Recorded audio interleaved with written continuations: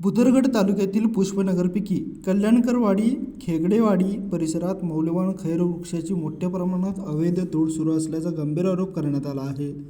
शिवसेना युवा सेनेचे उपजिल्हाप्रमुख प्रसाद पिल्लारे यांनी हा आरोप करत वन विभागावर जाणीवपूर्वक दुर्लक्ष केल्याचा ठपका ठेवला आहे।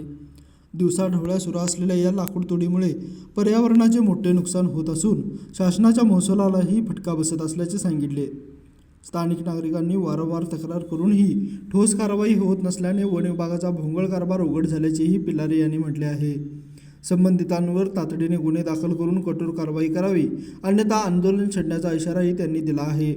दरम्यान या प्रकरणामुळे परिसरात संतापाची लाट उसळली असून प्रशासनाने तातडीने हस्तक्षेप करून अवैध लाकूडतोड थांबवावी अशी मागणी नागरिकांकडून होत आहे।